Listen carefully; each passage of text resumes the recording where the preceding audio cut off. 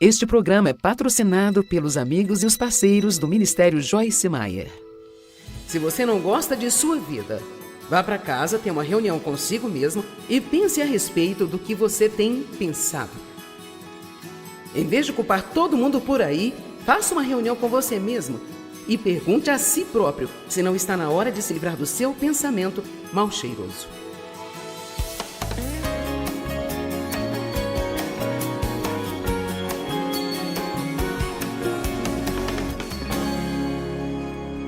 E sabe, uma coisa é ter algo pela fé, outra coisa é ter pela sua experiência.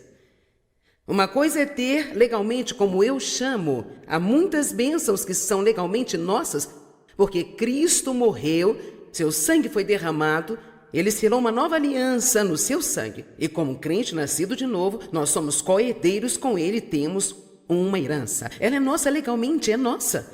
Mas para que nós possamos possuí-la, às vezes torna-se um problema para as muitas pessoas. Os israelitas saíram do cativeiro no Egito, eles eram escravos no Egito. É equivalente a ser um escravo do pecado. Deus enviou-lhes um libertador, Moisés, ele nos enviou um libertador, Jesus Cristo. Então nós saímos da escravidão do pecado. Eles saíram da escravidão de Faraó e se dirigiram para um lugar chamado a Terra Prometida. Nós saímos da escravidão do pecado, ouvimos tudo sobre as promessas de Deus, começamos a aprender como apropriar delas em nossas vidas. Bem, os israelitas tinham que passar por um lugar que a Bíblia chama de deserto. Foi uma viagem de 11 dias em linha reta, em direção ao deserto. No entanto, levou 40 longos, miseráveis, dolorosos anos antes que alguns deles entrassem na terra. A maioria deles não conseguiu entrar. Dos vários milhões de pessoas que saíram, cerca de 1,5 milhão com as crianças, muito poucos entraram na terra prometida.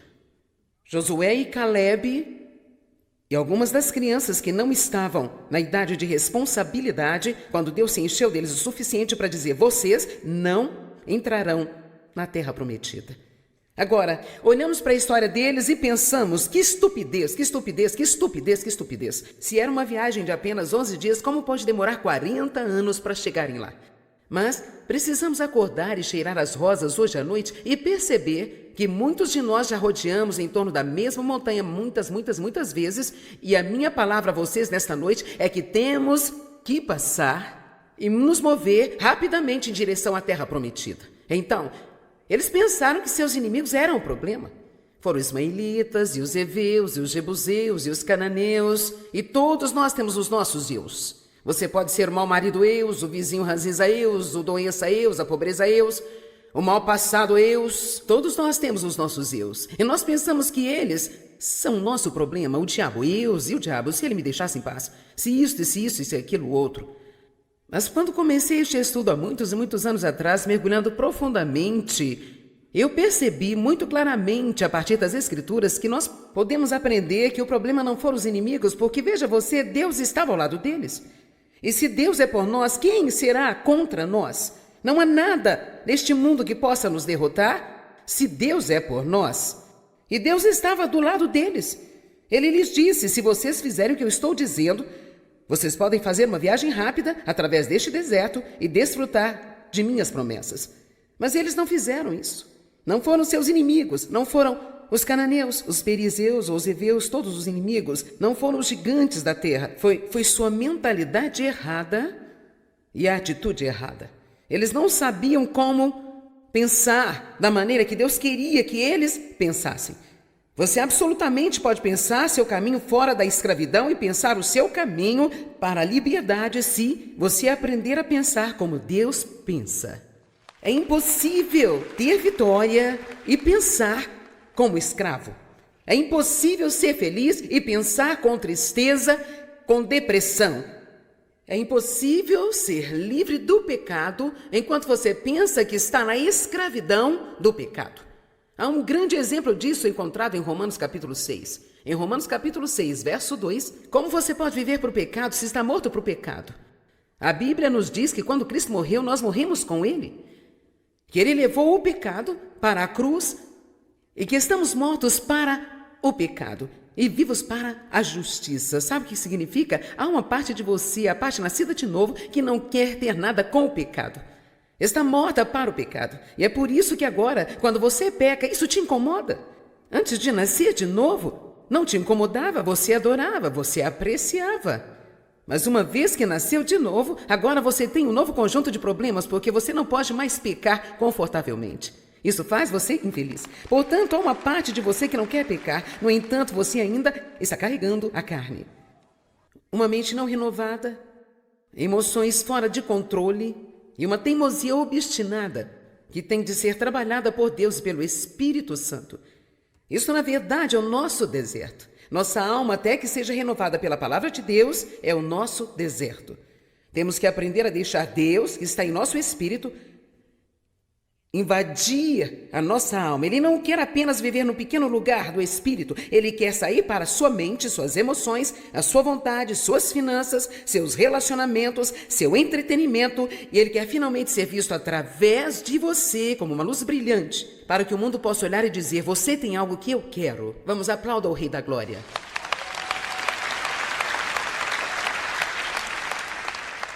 Romanos 6,2 diz que estamos mortos para o pecado, mas Romanos 6,11 diz assim também: vós, considerai-vos vós mesmos mortos para o pecado, mas vivos para Deus. Eu amo isto porque a palavra considerar é um processo da mente. E aí você pode muito bem dizer em Romanos 6,2, você está morto para o pecado, mas em Romanos 6,11 diz: agora pense que você está morto para o pecado. Acredite que você está morto para o pecado. Mas nós dizemos que estamos mortos para o pecado e cantamos canções sobre ser livres em Cristo, mas temos medo do pecado. Dizemos que somos viciados, nós somos isso, somos aquilo, eu não consigo superar, isso é difícil, não posso superar. Ficamos então presos nesta área de deserto. Temos de começar a pensar como Deus pensa e dizer o que Deus diz. E isto nos ajudará a ir rapidamente a atravessar o deserto e começar a viver nas promessas de Deus. Você pode controlar o seu pensamento com a ajuda de Deus, com muita ajuda do Espírito Santo, apoiando-se no Espírito Santo. Você pode controlar o seu pensamento, mas não até que aprenda a fazer um inventário dos seus pensamentos, que eu chamo de pensar sobre o que você está pensando. Onde a mente vai, o homem a segue. Se você não gosta de sua vida, vá para casa, tenha uma reunião consigo mesmo e pense sobre o que você está pensando. Em vez de culpar todo mundo, tenha uma reunião com você mesmo e pergunte a si mesmo se é hora de você se livrar de seus pensamentos mal cheirosos. Amém? Defina na sua mente, mantenha-se fixado nas coisas certas. Uma das mais populares, duas das escrituras mais populares quando ensinamos sobre a mente é 2 Coríntios 10, 4 e 5, porque as armas da nossa milícia não são carnais, mas sim poderosas em Deus para a destruição das fortalezas, destruindo toda altivez que se levanta contra o conhecimento de Deus e levando cativo todo o entendimento à obediência de Jesus Cristo. Sabemos que há uma batalha em nossa mente. Pensamentos errados, conceitos e teorias que não concordam com a palavra de Deus, e a Bíblia nos dá a responsabilidade de localizá-los e expulsá-los. Agora, é nossa responsabilidade, porque quando você se apoia no Espírito Santo de Deus, você precisa dizer: Deus, estou pedindo, me faça perceber quando estou pensando pensamentos tóxicos. Apenas ore: Deus, me faça tomar consciência cada vez que eu pensar pensamentos errados. Não me deixe apenas sentar e pensar coisas estúpidas. Faça-me saber quando estou pensando coisas tóxicas. E assim você começa a orar e você vai começar a perceber: eu não preciso pensar assim. Eu não deveria estar pensando isso? Isso não está alinhado com a palavra de Deus? E assim as fortalezas em nossa mente são destruídas se você estudar diligentemente a palavra de Deus, que é o que você está fazendo aqui nesta noite. Eu aplaudo você, porque você pegou uma sexta-feira à noite, noite de festa, depois de uma semana de trabalho, e você poderia ter feito outras coisas, poderia ter ido gastar o seu salário em algo que não faz nenhum bem, ou poderia ter ido a todos os tipos de lugares, você poderia ter ficado em casa, em seu sofá, porque você estava cansado de trabalhar toda a semana. Mas aqui você está, aqui fora milhares de pessoas subiram até o topo do prédio para estudar a palavra de Deus e adorá-lo nesta noite. Eu aplaudo vocês.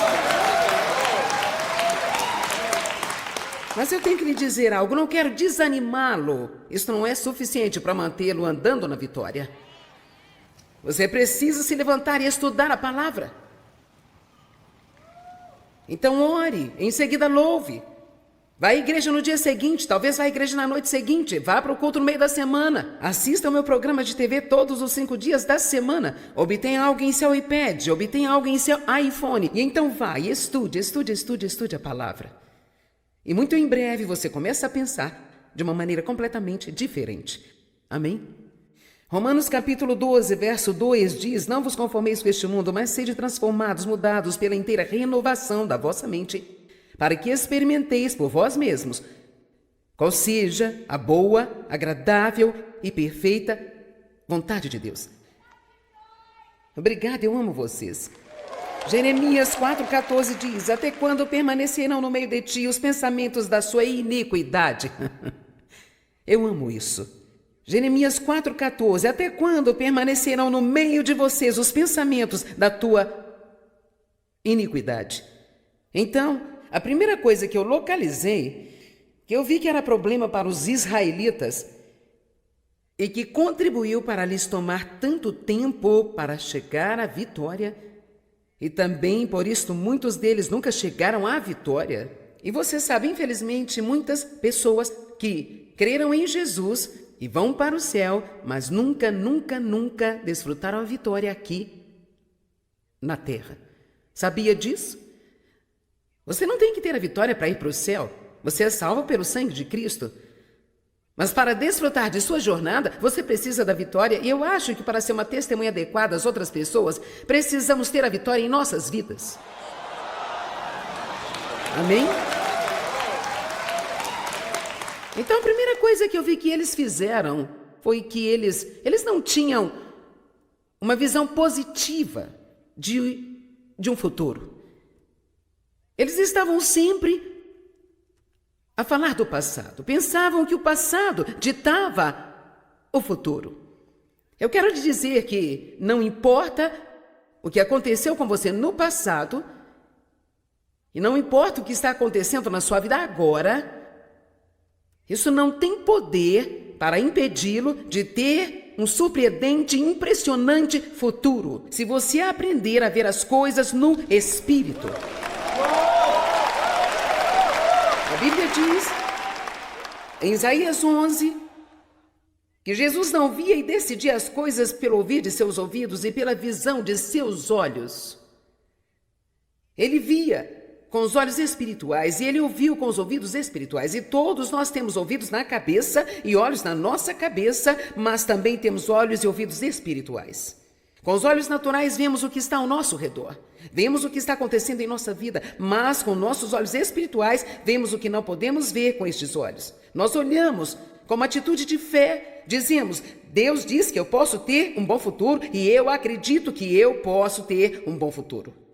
Recentemente eu estava em Starbucks, em Utah. Uma mulher me reconheceu, começou a falar um pouco de sua vida e ela disse: eu escrevi para o seu ministério, lhes falei sobre os meus problemas e assim por diante. E ela começou a falar dos problemas, ela disse: sim, ela disse, na minha vida eu tenho sido jogada sob o ônibus.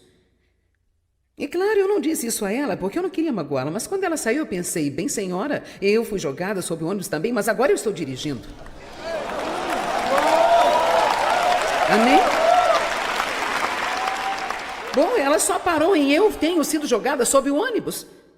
Eu posso te dizer, ela vai estar sentada em algum lugar com alguém contando a mesma triste história daqui a 1 ano, daqui a 5 anos, daqui a 10 anos, apenas contando a mesma história amarga e triste, e vai soar cada vez pior porque ela não tinha esperança de mudança em sua vida. Eu tentei lhe dizer: Deus pode mudar as coisas, você precisa confiar, precisa acreditar em Deus. E tudo que eu obtive de volta todas as vezes foi um tipo de parede ou algum tipo de desculpa. Seu caso era um caso especial, não era como qualquer outro caso. Não havia ninguém que estivesse tão mal quanto ela estava. Ela se jogou sob o ônibus e todas as 4 rodas estavam sobre ela e ela não tinha nenhuma intenção de sair de debaixo do ônibus. Agora eu decidi dirigir o estúpido do ônibus. E você pode fazer a mesma coisa. Mas deixe-me dizer uma coisa: isso não é algo que alguém pode decidir por você. Isso é algo que você tem que decidir por si mesmo. Eu gostaria que olhássemos um exemplo em Gênesis capítulo 13. Nós vemos ali um homem, Abraão, que perdeu tudo. E ainda assim, ele terminou com mais do que perdeu. Sabe que na economia de Deus você pode perder todas as coisas que você tem. Mas se você aprender a ver com os olhos da fé, você pode acabar com mais do que você perdeu. Jó perdeu tudo, teve problemas terríveis, e no final Deus lhe deu 2 vezes mais do que ele havia perdido. Abraão havia abençoado o seu sobrinho Ló, compartilhando o que ele tinha. Então, os dois tornaram-se prósperos, tiveram gado, servos, não estavam se dando muito bem juntos, então os servos brigavam. E assim, Abraão foi até Ló, tomou a iniciativa. Queria ser um pacificador e ele disse: eu lhe imploro que não haja contenda entre nós. Você decide qual a parte da terra você quer ficar e eu vou ficar com aquela que você não quiser. Eu acho isso uma atitude humilde, bastante surpreendente, porque eu teria dito: eu vou levar o que eu quero e você fica com o pior, porque você não teria nada se eu não tivesse dado a você. Mas Abraão era, obviamente, um homem piedoso. Provavelmente é uma das razões pela qual Deus foi capaz de fazer um pacto com ele e usá-lo da maneira que usou.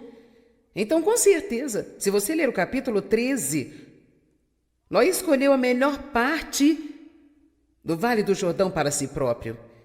E Abraão teve que ficar com as sobras. Assim, ele não estava em boa situação.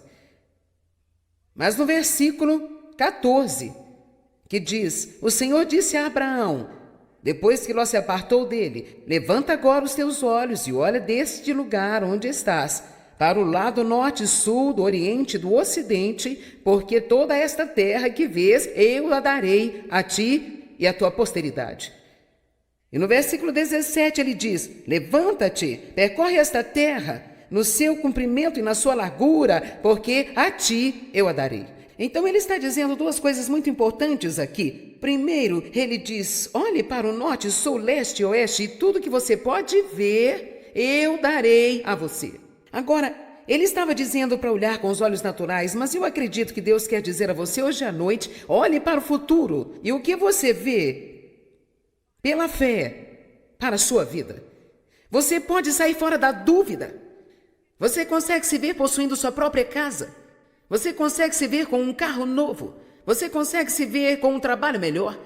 Você pode se ver sendo uma bênção para muitas e muitas e muitas pessoas. Você pode ver a si mesmo vivendo o seu sonho, o que quer que seja esse sonho, contando que seja o sonho de Deus. Você também pode viver esse sonho. Você pode vê-lo. Se você não pode vê-lo, você nunca vai tê-lo. Então ele disse a ele: e tudo que você vê, eu vou dar a você. Vai e caminhe para fora e tome posse. Você tem que tomar algumas decisões. Eu tive um sonho dado por Deus para pregar o Evangelho. Foi algo que Deus fez nascer no meu coração na primeira vez em que eu ouvi uma fita cassete de pregação, em 1996. Eu fiquei tão maravilhada que alguém pudesse pregar uma escritura do livro de Marcos e pregar por quase 1 hora inteira e manter a sua atenção. E veio este desejo ardente em mim para pregar o Evangelho por todo mundo, o que foi muito estúpido, considerando onde eu estava naquele momento. Só podia ser Deus. Vamos dizer que eu era a candidata menos provável de estar fazendo isso aqui hoje. Então, Deus colocará coisas em seu coração que não fazem qualquer sentido para sua mente. E é por isso que você não pode viver fora de uma mente renovada. Você tem que viver na mente do Espírito. Deus irá mostrar-lhe as coisas que são possibilidades para você. Mas quando você ler a palavra, você tem que entender que é para você. Não apenas que é para um grupo especial de algumas pessoas especiais, mas cada promessa na palavra é para você. Elas são todas para você. Deus quer te abençoar. Deus quer promover você. Deus quer levantar você. Deus quer curar você. Deus quer transformar você. Amém? Mas você tem que ver isso E você não pode esperar ver com esses olhos antes de acreditar. Você tem que ver com os seus olhos espirituais e, eventualmente, você vai vê-lo com esses olhos aqui. Eu moro em Missouri e é chamado de Estado Me Mostre. Na economia de Deus tem que acreditar primeiro, ver com os olhos da fé e, eventualmente, você verá no Espírito. Mas também, mesmo que pela fé eu alego que eu acredito que Deus tenha falado para mim e me dado, e eu reivindiquei as promessas como minhas, eu ainda tenho que entrar e possuir aquela terra. Agora, a palavra possuir é uma palavra interessante porque, se você estudá-la, isto significa desapossar os ocupantes e, em seguida, tomar posse da terra. Assim, havia inimigos na terra prometida, e eles não queriam lidar com os inimigos, de modo que não queriam entrar. Eles só ficavam vagando e vagando ao redor, esperando Deus fazer algo sobre os inimigos deles, antes que eles fossem e tomassem o que Deus disse para tomar. Agora, aqui há algo interessante. Na verdade, em 2 anos, eles chegaram à fronteira da terra prometida. E se eu levá-lo para Deuteronômio capítulo 1, vamos para Deuteronômio capítulo 1 por um segundo. Deuteronômio capítulo 1, verso 20. E então eu vos disse, chegados sois às montanhas dos amorreus que o Senhor nosso Deus nos dá. Isto é Moisés dizendo, eis que o Senhor teu Deus tem posto esta terra diante de ti, tome posse dela. Como te falou o Senhor teu Deus aos teus pais, não temas e não te assustes. Então vós chegastes a mim e dissestes, mandemos homens diante de nós para que nos espiem a terra e de volta nos ensinem o caminho pelo qual devemos subir e as cidades que devemos ir. Isto me pareceu bem, de modo que tomei de vós 12 homens, um de cada tribo. São os 12 espiões que foram para verificar a terra prometida.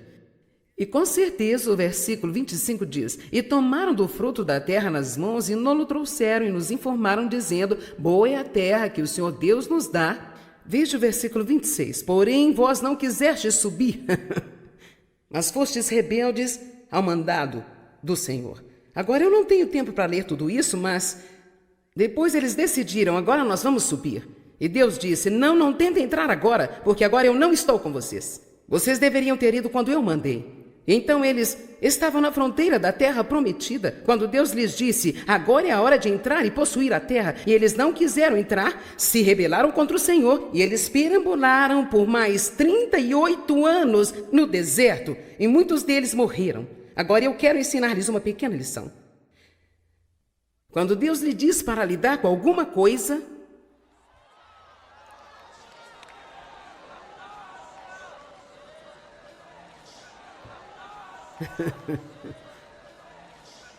quando Deus lhe diz que é hora de lidar com algo, então há uma unção para lidar com isso. E você não pode deixar para a hora que achar mais conveniente, ou o momento que acha que é mais fácil, ou o momento em que você sentir que está pronto, porque você pode decidir, eu estou cansado de deixar isso de lado, eu acho que vou lidar com isso agora. Você pode achar que Deus não tinha aquela unção sobre você naquele momento. Temos que aprender que quando Deus toca as coisas em nossas vidas, temos de levar isso muito a sério. Se você sabe que Deus está lidando com você sobre uma atitude, então lide com ela. Se você sabe que Deus está lidando sobre a falta de perdão, então lide com isso. Não dê alguma desculpa para não perdoar as pessoas. Eu vou te dizer o que é difícil. Odiar as pessoas, isso é muito mais difícil do que perdoar as pessoas. O perdão é fácil em comparação ao ódio, a amargura e o ressentimento e estar cheio de veneno o tempo inteiro. Se Deus está tratando com você sobre um hábito que você tem, que é um hábito destrutivo, se Deus está colocando o seu dedo sobre isso, então você não tem que pensar que não pode fazê-lo, porque Deus nunca vai tratar com você sobre algo sem dar-lhe a capacidade de ir pelo caminho da vitória. Mas você tem que acreditar. Quero compartilhar com você algo que recebi no meu e-mail. Carl escreve de Wisconsin e diz, até o momento eu estava na 9ª série, eu estava fugindo das dificuldades da vida. As crianças faziam bullying comigo na escola porque eu era baixinho. Meu avô me deu a primeira bebida aos 9 anos de idade, então rapidamente caí no vício e fiquei na prisão por 7 meses. Anos mais tarde, ouvi falar da Joyce e suas conferências e tenho visto seus programas desde então. Descobri quão incrível é a vida cristã quando você anda no fruto do Espírito e estuda a palavra de Deus como modo de vida. Quero enfatizar, estudando a palavra de Deus como modo de vida. Você sabe, renovar a sua mente é esquecer o passado e colocar os seus olhos nas coisas espirituais e começar a andar na palavra de Deus. Todos passamos por algumas situações desagradáveis na vida, mas é justamente nestas horas que aprendemos o quão preciosa é a paz de Deus para nós. Neste livro, 21 maneiras de encontrar a paz e a felicidade, você vai aprender como buscá-las, alcançá-las e permanecer nelas, vencendo todas as armadilhas do inimigo e estando em condições propícias para ouvir a voz de Deus e desfrutar de tudo aquilo que Ele tem para a sua vida. O livro 21 Maneiras de Encontrar a Paz e a Felicidade você encontra nas melhores lojas ou pelo site www.beloshopping.com.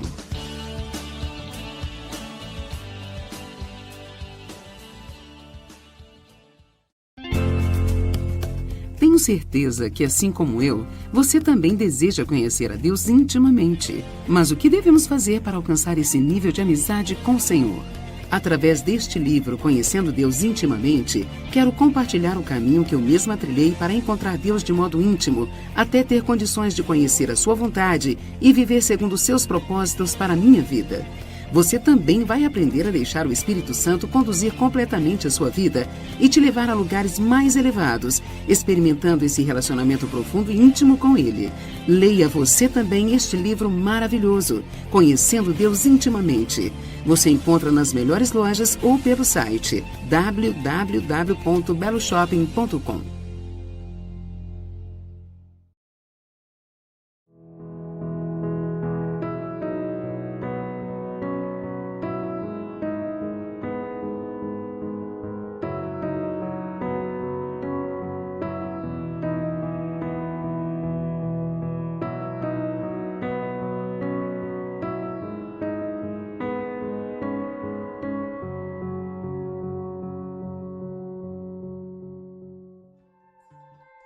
Você significa mais para nós nos Ministérios Joyce Meyer do que você imagina. Agradecemos a você e a nossos amigos e parceiros por fazer possível esse ministério em todo o mundo.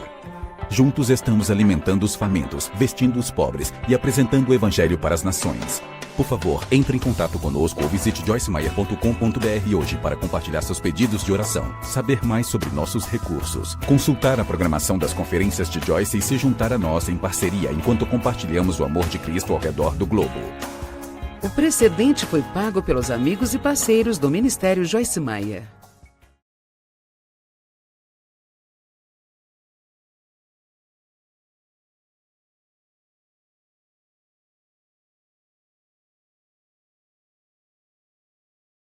Anh ta cố gắng cho em được mọi thứ, cố gắng ướt át những lời nhớ. Em không quên anh thì sao đôi mắt em sầu. Vì giờ anh đã quên rồi, em đã quên rồi, dòng tin nhắn anh quên rồi. Em đã quên rồi, mình chẳng còn gì nữa rồi, còn gì nữa đâu. Quên rồi, em quên rồi. Giờ chỉ còn là những vấn vương đưa em mang cho anh bao ước tiền ở ngân đường. Giờ chỉ là những cô đơn lang thang một chiều vắng. Giờ chỉ là những cơn mưa say trong một chiều nắng. Nắng vàng nhẹ rơi trên đôi mắt em, nắng vàng nhẹ bay qua đôi mắt em. Đôi gà mà im trong cơn gió ấy qua. Nắng nhẹ nhàng hôn lên đôi mắt em.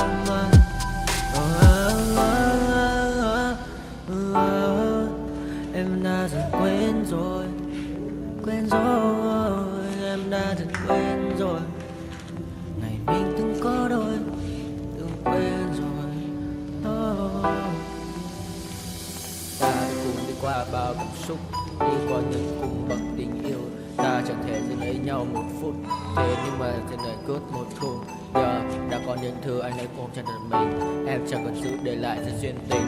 Bây giờ chúng ta chỉ là làng, giờ em đi theo ai cũng bằng bang. Giờ ta hứa một đời sẽ mãi ở bên. Rồi trong đôi mắt em bây giờ là những giọt buồn rối ren, và đã có những cố gắng anh thêm một số nơi trái tim, để lòng này em ở đây cất bước ra đi.